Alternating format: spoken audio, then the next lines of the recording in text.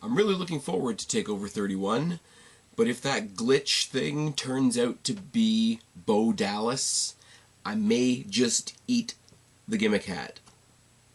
Let's talk about NXT.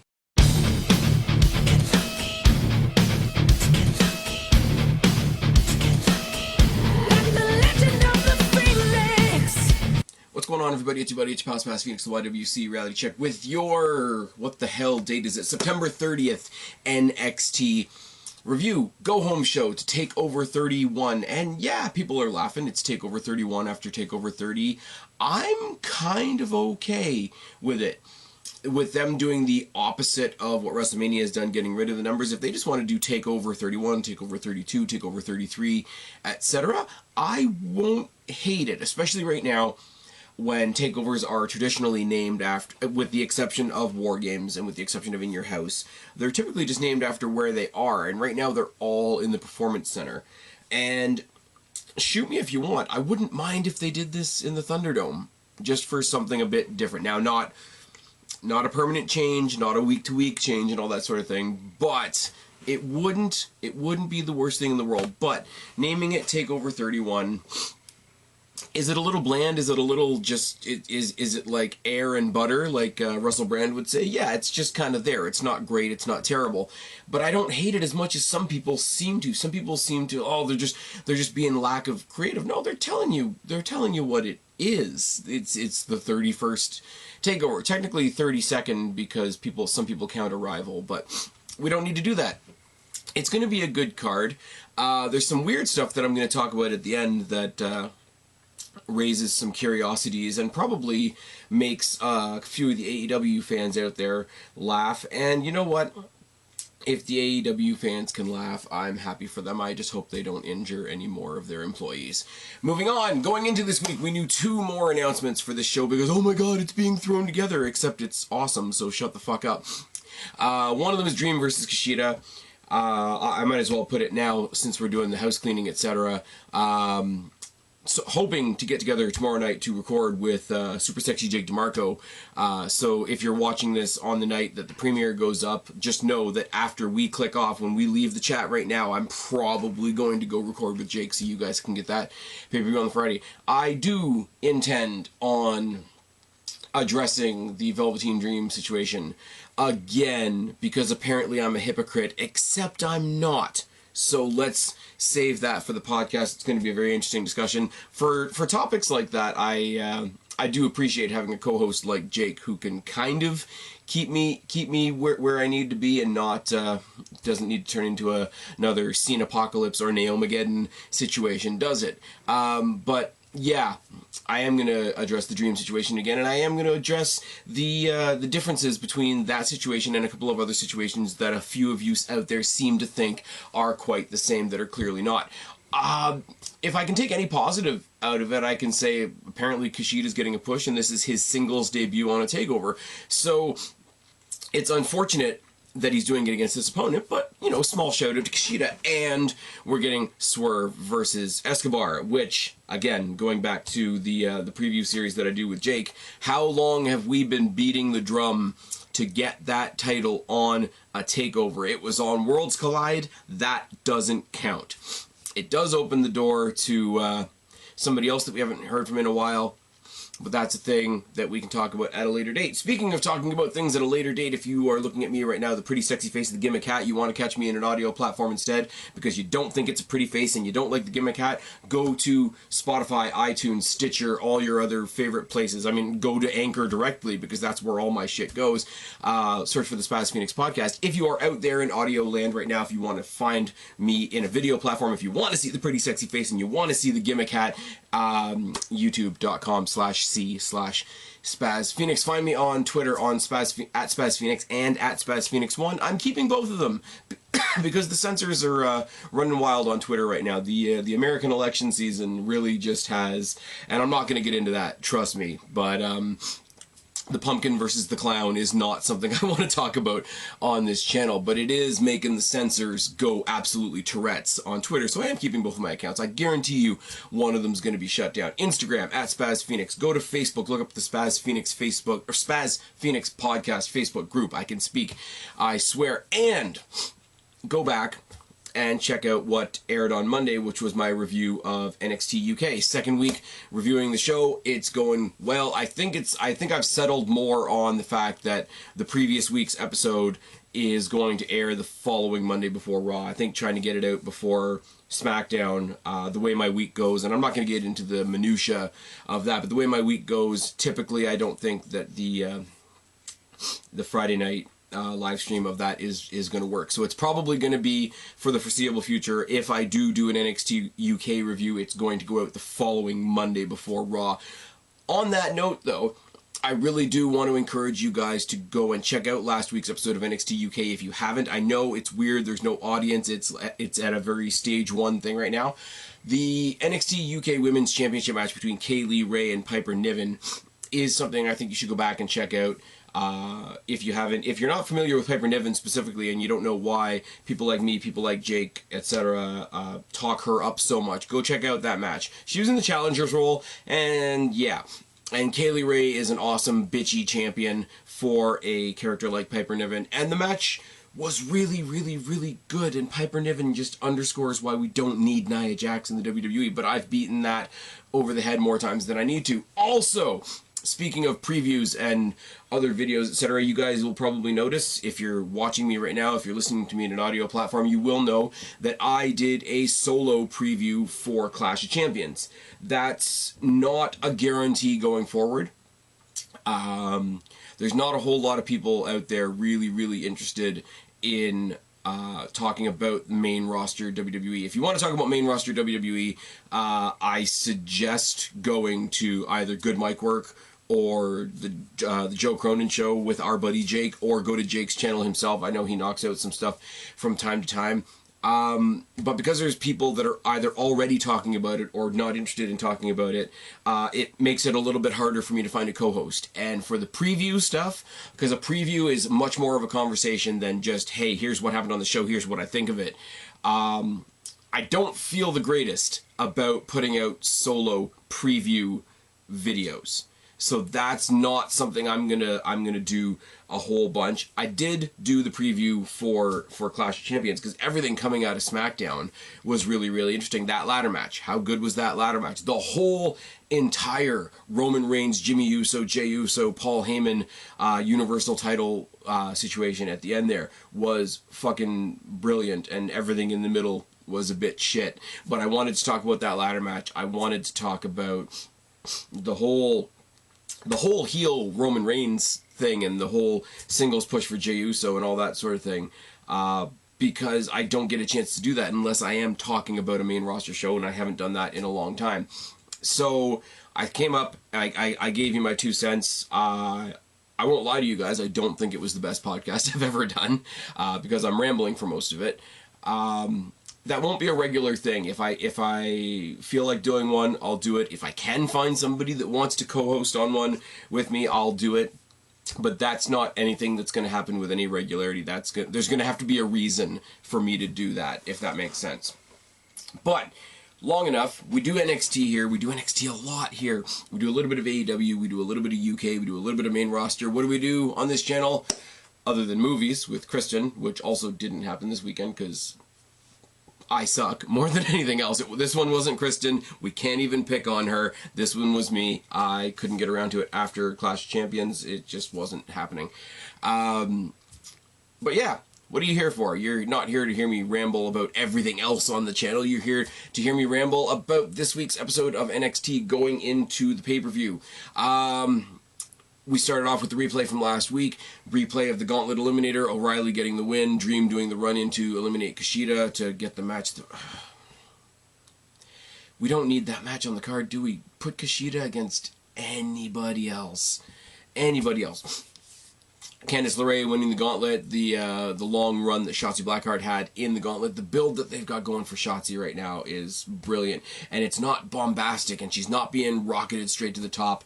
And you guys know me. I am a big, huge, gigantic supporter of Shotzi Blackheart. You know, Destiny Wrestling. Check it off on your Spaz Phoenix bingo card. It's fine. I love the way they're pushing her right now. And I think there's another story being told there that again, not to get repetitive, but I'm hoping to get, like I say, get Jake on here tomorrow. We're going to talk about the show. We're going to talk about other things that I think are happening around the show, and it'll be really good. But we had Shotzi Blackheart versus Dakota Kai because they both fought each other in that Battle Royal like everybody else. I do have to say, I said it last week, but I'll say it again. Them filling out that Battle Royal with a bunch of trainees just so Rhea Ripley and Raquel Gonzalez could chuck them around, to borrow a phrase, like an empty tracksuit, was inspired, because an 11-person Battle Royal wouldn't have lasted very long, or it would have felt like it was being stretched out. But we got the winner, and we got the runner-up and the runner-runner-up in this match, I think, if I remember the order of elimination correctly. Shotzi Blackheart versus Dakota Kai. Dakota Kai talks some shit to start the match and hits her with a pie face. Double leg by Shotzi. They trade some roll-up attempts. There's a double leg drop by Shotzi doing her whole, like, welcome to the ball pit thing. Double leg drop and an arm breaker. I can't read my writing. It's fine. Slingshot, a single leg, and a modified Indian Deathlock by Shotzi. Kai tries for an armbar, arm drag, shots by Shotzi, and some forearms in the corner. Choke in the corner by Kai. She does the whole, like, I'm going to do the splits, but I'm going to put my foot up under your chin and choke you, because that's my excuse to do the splits. Nobody's complaining about that, are they? Snap suplex by Kai, forearms in the corner. Trip into the second rope by Shotzi, a distraction by Raquel, and a backbreaker by Kai sends us into the commercial break. And you guys know me. I've tried to do the picture-in-picture thing. I've tried to pick up on the minutia and the details of the picture-in-picture because it's right there. I can't do it because A, it's small, B, American commercials drive me nuts because we don't get it in Canada because they don't love us enough to give us an actual live stream of NXT in Canada. It's fine. We don't need to rant about it again. But between it being on a stream, between it being picture-in-picture and being pixelated as fuck, if I miss something in the commercial break, we're just going to miss it, and that's just how the world is going to be. Step-up drop kick by Shotzi as we come back from the commercial break. There's a corner tackle, a knee shot, a spinning forearm, an enziguri, and a cannonball, all by my girl Shotzi Blackheart. A chicken wing suplex by Shotzi and double knees by Kai. Slap by Shotzi, a boot by Kai. They both trade some forearm shots on the apron. There's a scorpion kick by Kai. Sliced bread number 2 by Shotzi on the edge of the apron that looked like it killed both of them. Was fucking gorgeous. Trip by Raquel once Shotzi Blackheart gets back in the ring. Immediately, as soon as the trip happens, she's taken out by Ripley on the outside, and Ripley gets taken away. Raquel doesn't, but doesn't interfere anymore either, so I guess she served her purpose. Haluva kick misses. Quick roll up by Shotzi. Shotzi gets the win. I don't mind this. I really don't, because it was a 2-on-1 as far as interference goes, and literally she countered the other person's finisher into her roll-up. So I'm going to call that her finisher for this particular match. I know it's not the case. I know we could do a Simon Miller thing. Oh, bring the count down because there's been like 81,000 surprise roll-ups in WWE this year since March. Go check out Simon Miller. He's a lot of fun. He doesn't know who the fuck I am, but go enjoy it for your own well-being. This was a roll-up that worked. It was a small package that worked. All these ends of matches that, the wrestling smarts or the smarks or whatever you want to call yourself out there, the high intellectual wrestling fans, which is almost a contradiction in terms, is it not, have this list of endings that are just they're not okay anymore. Like, you get a quick matchbook cover on somebody, you surprise somebody out of nowhere and get them in a roll-up, and it's all these things that are just like you strategically outworked the other person. That's how a legitimate fight would end. That's how a legitimate, sports fight. I mean, you're not going to get a roll-up on somebody in the alley while you're running away from their riots, are you? No, that's we don't need to talk about that. It's fine. My point is, all these endings that people have said, you can't do a roll-up, you can't do a matchbook cover, you can't have a distraction finish, you can't have a tie, you can't have a DQ, you can't have, this, that, and the next thing. Where, if you do them for no reason, they're lame, but if they're done for storytelling purposes, they're just as good as anything else. And I'd be extra critical because it's a wrestler that I really like in Shotzi Blackheart, so I really don't get it. The checklist wrestling fandom is not my cup of tea in the slightest. They do a a double interview in the back. They do a split screen talking to Isaiah Swerve Scott and Santos Escobar, and it all rolls down to Swerve is still living on the fact that he's the only one that has actually pinned Santos Escobar in his WWE/NXT career, and Escobar just says that he won't go away. He's a parasite that lingers, and I know how to deal with people like that. And it's back and forth for a little bit more, but it's just different ways of basically saying those two things. You know, get the fuck away from me, you won't go away, you're like a pesky mosquito, and I'm the champ, and I'm so much better than you. He does call him out, and this did get a little bit repetitive because we had the exact same conversation happen with some other people later on in the night. He did ask him at one point if Legado del Fantasma is going to be there, or is he actually going to fight like a man, which, I mean, obviously, they're going to be there, aren't they? There's a very specific reason I think they're going to be there, and it's because of something that is lacking on this TakeOver card. And when I tell you how excited I am for this card and how good I think this card is going to be, despite the fact that Velveteen Dream is on it, the one thing that I think is missing won't actually be that missed, if that makes sense. We see another glitch video. We see another that night vision thing that I thought was a video game last week. It's fine. I'm a moron. We're over that by now. We've been doing this. We've been doing this 10 years. We're over the fact that I'm a moron at this point. The glitchy person who says they're coming home and all that sort of thing. You know, it's hard to come home again, and they're riding a motorcycle. This is the thing, right?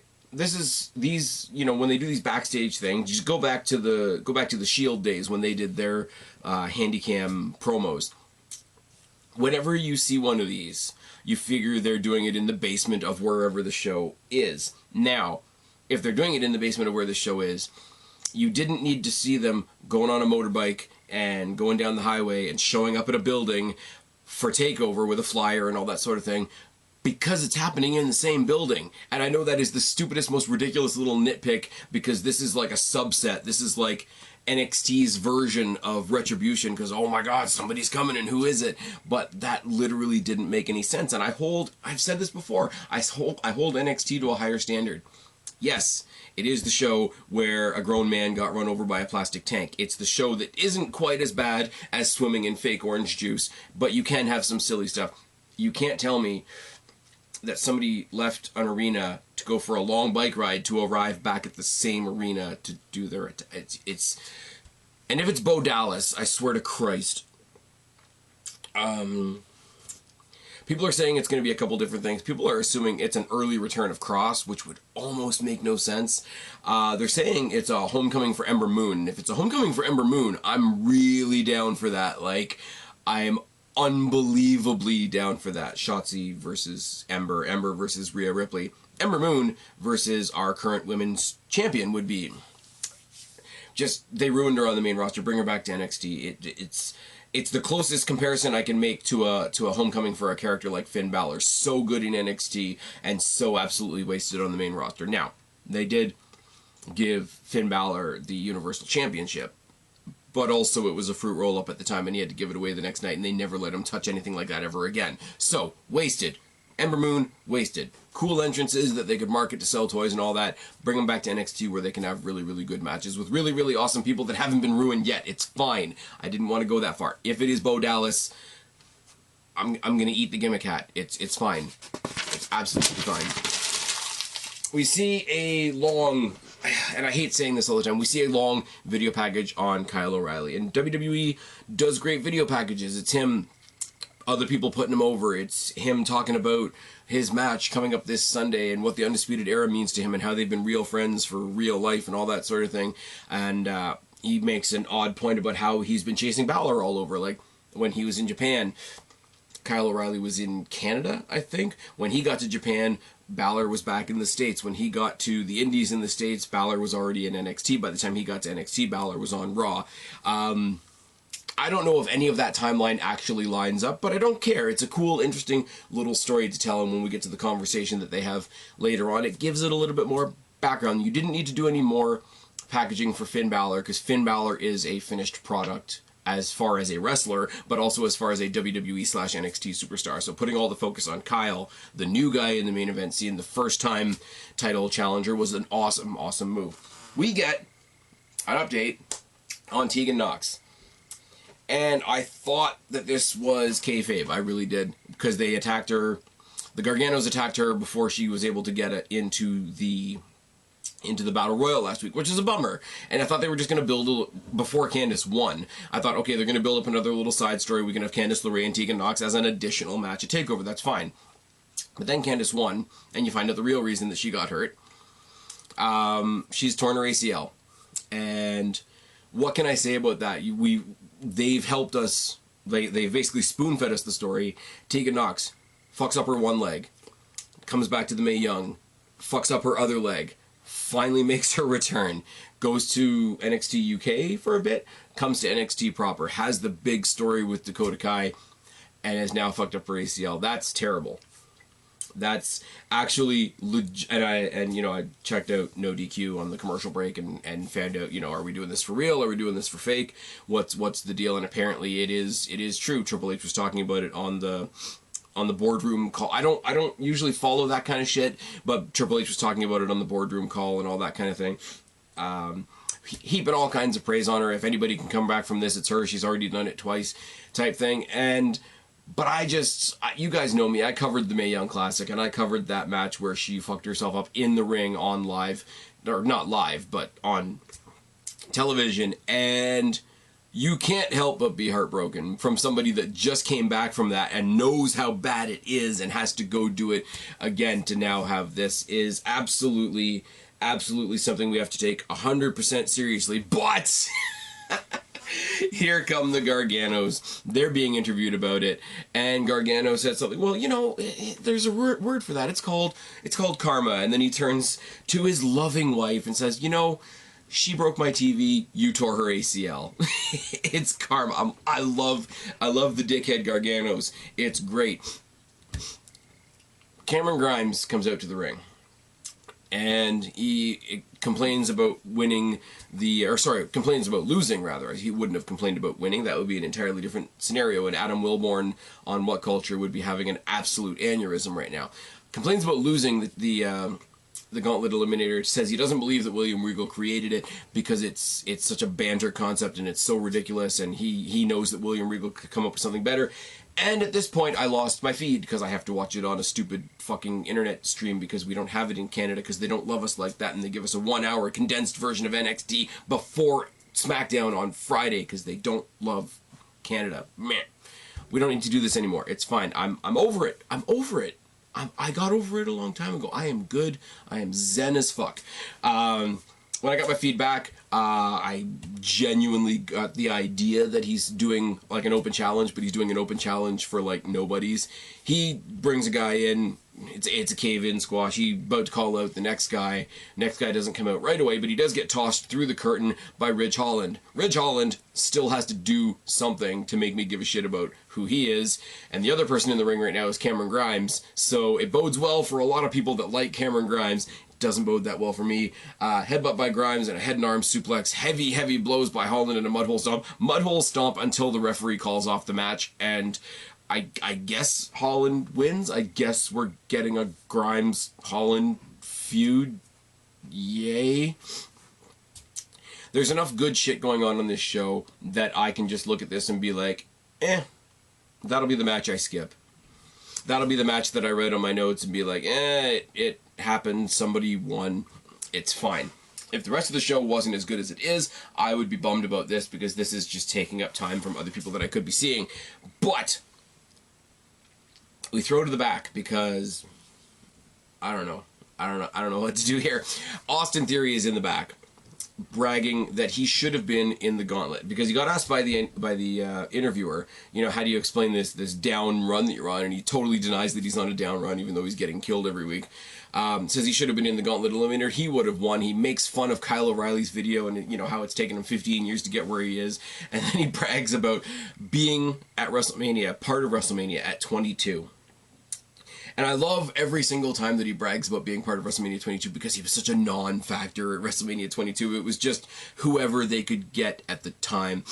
And then he says, in all honesty, I think Kyle O'Reilly should be paying attention to me. He should be, trying to catch up to me. We have a Kushida video about his match with Velveteen Dream. there's a lot of stuff that's said, you know, he's getting grittier, he's getting back to the real him, he's going to be more hard-hitting, he's going to be more dangerous, he's going to be more vicious. The only line in there that really popped me was, I'm going to make him my stepping stone on Sunday, because I really, spoiler alert, that's what I really hope happens. I hope, if we have to put up with Velveteen Dream on our television screen, taking up valuable takeover time, I hope it's just him getting his head kicked off. I really do, because I know it's only metaphorical, but that's still a little bit satisfying. Then we had Kushida versus Tony Nese, and Kushida killed him and locked him in the hoverboard lock. I will say, before he put him in the hoverboard lock, he did something. And I put it out there on Twitter, and nobody answered me. For those of you out there that have followed New Japan or have followed Kushida everywhere he's been before he came to NXT, for those of you that were excited that he was coming to NXT because you already knew who he was, what was the maneuver that he did right before the hoverboard lock? Because it looked like he was in a standing armbar and he dropped it back. The best way I can describe it is an armbar driver, and he did 2 in a row. If that has a name, I would like to know what it is. If it doesn't have a name, I'm going to call it the armbar driver, and it's going to be fine. Tony Nese showing up on NXT, you know he's there to do the job. Lights go purple, Velveteen Dream comes up on the Tron and talks some bullshit. And hey, even though I'm a diddler, I still have a pay-per-view match on Sunday. Isn't that wonderful? Grimes is in the back looking for Regal, wants to complain about the Gauntlet Eliminator, wants to complain about the beatdown that he just got at the hands of Ridge Holland, and randomly runs into Dexter Lumis and stares at him for a bit, and Dexter Lumis stares back. And hands up if you had kind of forgotten that Dexter Lumis was a thing. If you're listening to me on audio right now, I'd like you to know that my hand is the one that's up. Oh yes, Adam Cole comes out. Adam Cole, no rest of the Undisputed Era. Everybody else that tonight is talking about Kyle O'Reilly in one way or another, video packages and hyping up on commentary and all that sort of. They're really treating this match like a big deal. I'm really happy for Kyle O'Reilly. Again, somebody that I didn't know before NXT, but like, even if I didn't think that it was going to be a good match, we are really in a situation, this deep into COVID, this deep into, Karrion Kross was their plan for the next foreseeable future as champion, and that got ripped away, so we have to do something. This is going to sound like I'm being really diminutive when I say this, but even if I wasn't excited about the Kyle O'Reilly thing, which I am, I would look at it in a mindset of why not, like, give it a shot type thing. But there's 2 other members of Undisputed Era that I really thought we were going to see on tonight's show, and we didn't. We're going to talk about that later on. Adam Cole comes out to basically ramble about the Undisputed Era and the effect that they've had on NXT. He's like, they've had 3 solid years of dominance in NXT. The Golden Legacy came true. We all had titles, we reached a point where if you crossed one of us, you knew you were going to pay at the hands of all of us. And then you fast forward a little bit and we lost our titles and other people started to feel untouchable around us. People started thinking that they could step up to Undisputed Era. They forgot that we won the very first War Games match. And then he mentions Austin Theory, who we just saw in the back a minute ago. And he says, you're going to talk the way you spoke about my friend, my brother, my teammate, Kyle O'Reilly. Why don't you come out here and say it to my face? Because he basically the idea was, why don't you come out here and let me deal with you, because my buddy's got bigger things, bigger fish to fry, etc. Theory comes out to the ramp, stops at the ramp. He says, you've got 2 choices. You can either come into the ring right now and have a match with me, or the rest of the Undisputed Era. The Undisputed Era. I cannot speak tonight. It's fine. Either come to the ring and have a match with me, or all 4 of the Undisputed Era can find you and beat the living shit out of you. So it's have a match or get your ass kicked was the choice given, and it was the choice that Theory took. And I thought it was going to be a squash, because, I mean, as much talent as I see in somebody like an Austin Theory, has to do a little bit more to give himself a little bit more of an identity. He was brought in and then quickly brought up to Raw to fill some spaces for a while, and now he's back, and I like watching this guy wrestle. I really do. I want him to do something that makes him a little bit more specific, a little bit more of an individual. But like the raw ingredients are there, pun intended, even though he's not on Raw anymore. But I mean, Adam Cole is fucking Adam Cole.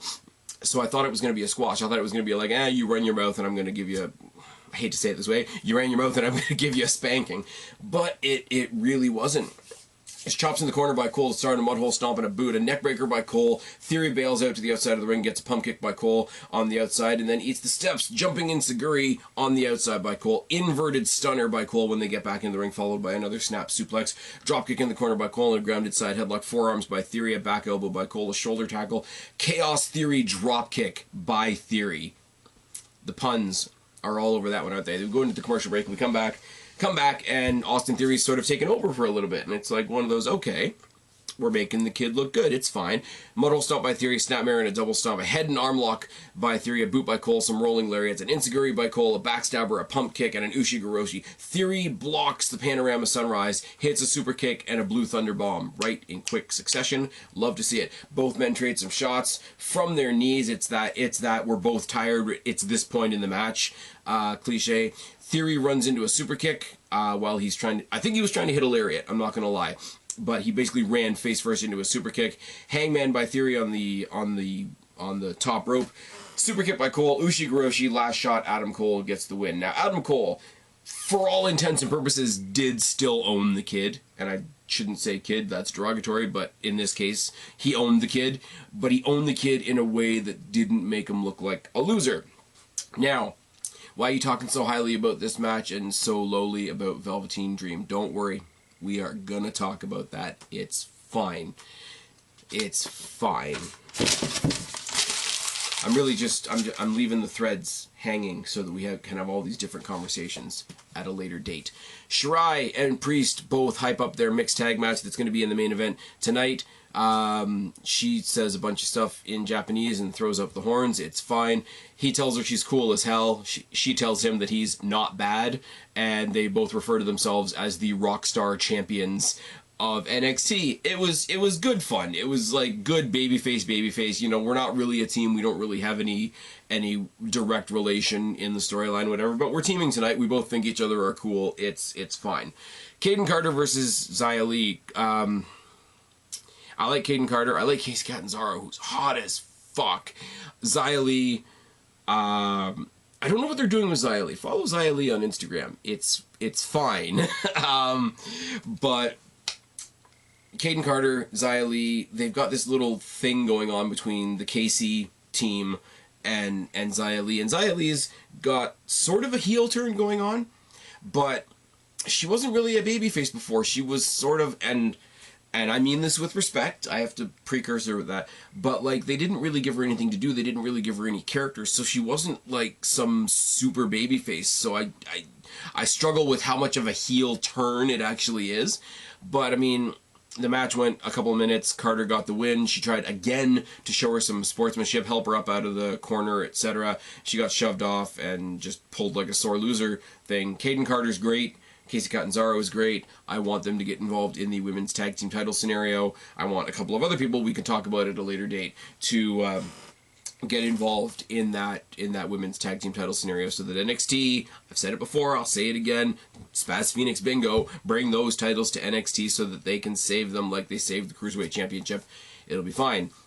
Shawn Michaels hosting Finn Balor and Kyle O'Reilly in conversation before their match this Sunday. And this was really good for three guys sitting at a table in front of nobody. It all starts with a handshake. Congratulations from Finn. Lots of respect from Kyle. HBK has a lot of praise for both guys. Obviously, Balor talks up Kyle. Kyle is a big fan of Finn Balor, but you know, you're the fighting champion. You've got the belt. You're going to come in there with all the bluster and put all your challengers down. I get it. Whatever.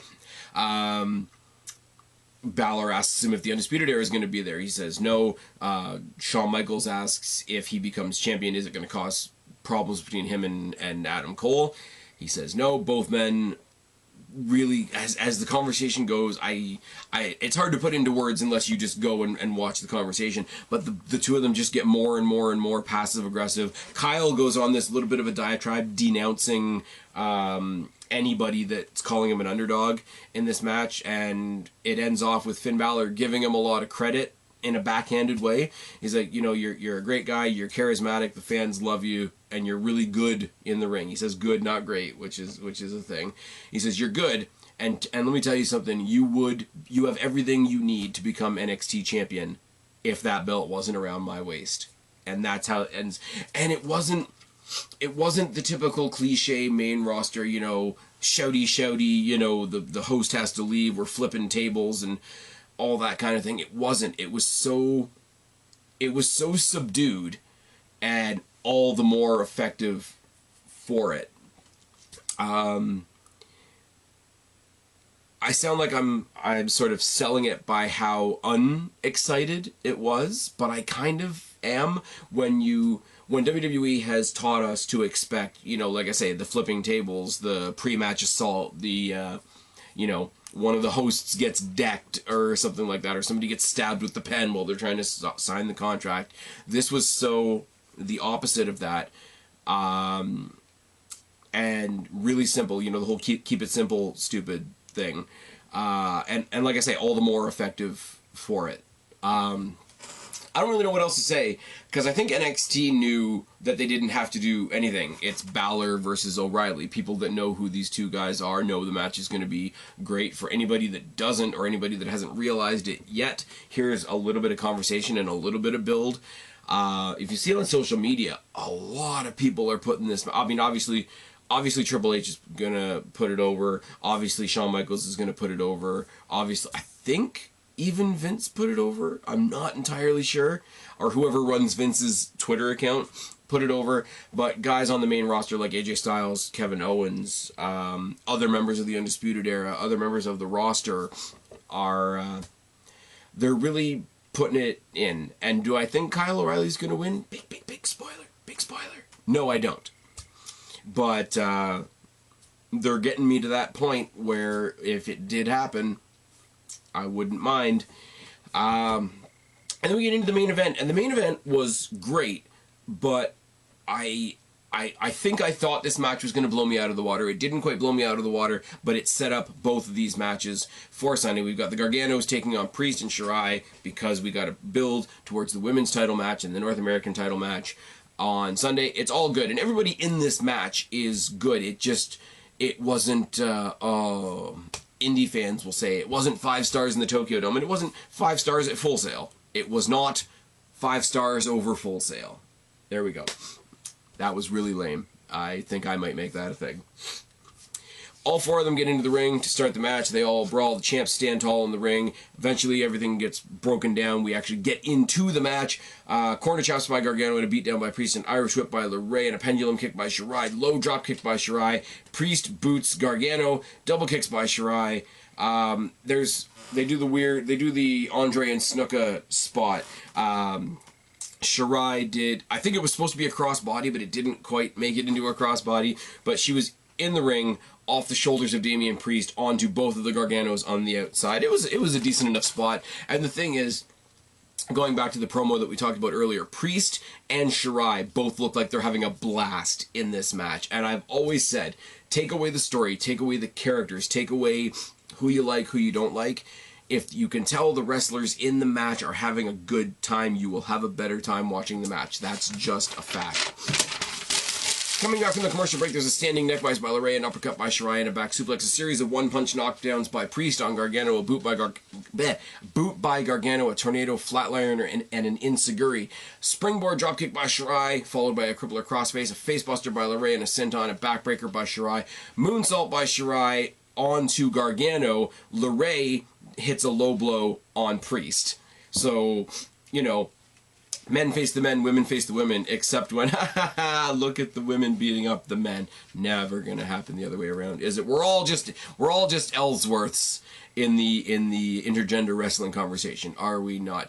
The girls brawl to the outside. Gargano hits the one final beat off the low blow, and they get the win. After the match, there's a backstabber on LeRae to Shirai to send the message. Gargano got the pin. LeRae got the post-match assault. They stand tall with their competitors' belts as the show goes off the air, and, you know, that can't bode badly for them on Sunday, can it? Oh, wait. WWE patterns are still a thing. This was good. This was more for...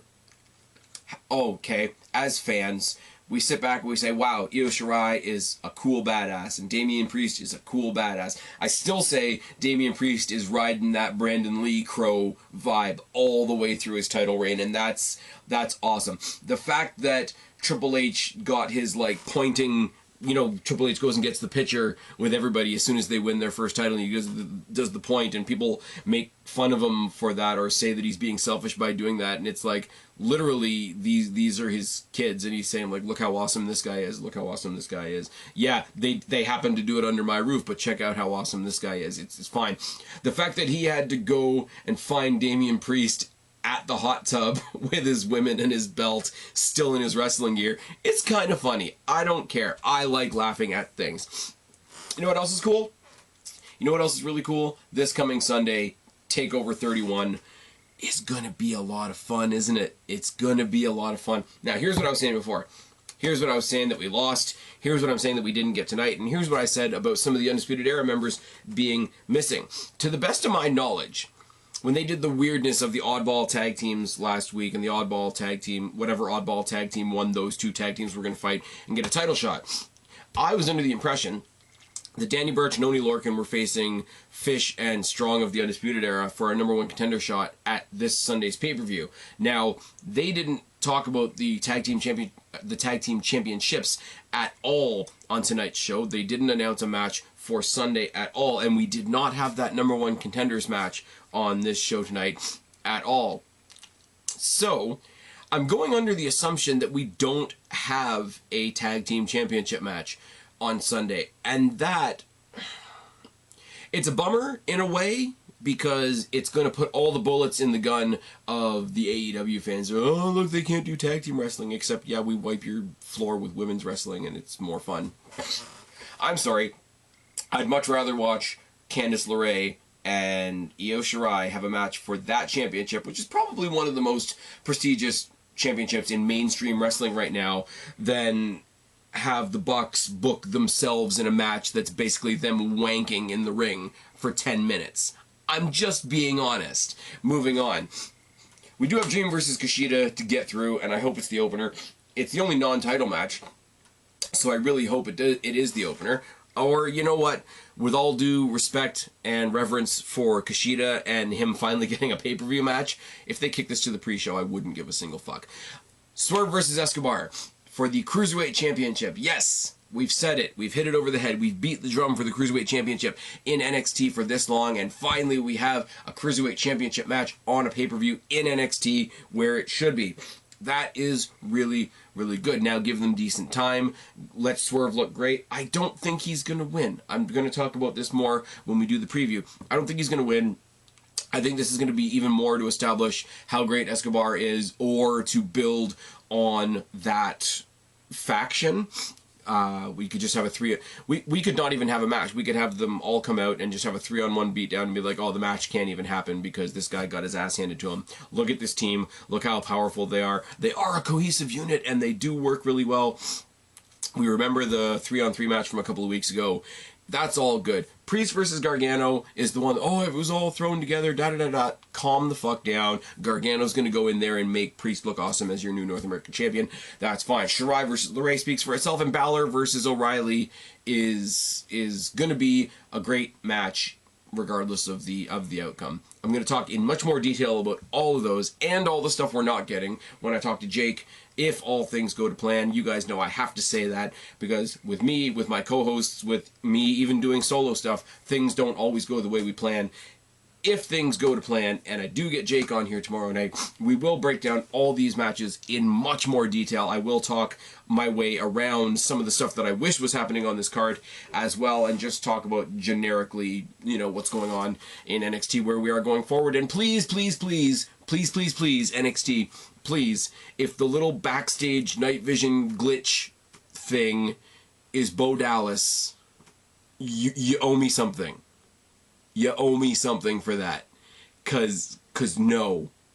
The answer is no. No, leave. Not Bo leave. No, leave. That's fine. It's all. It is what it is.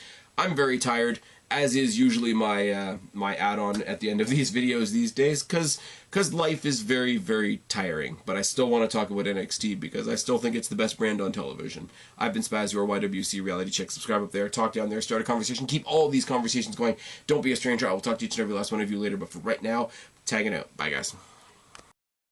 Don't apologize.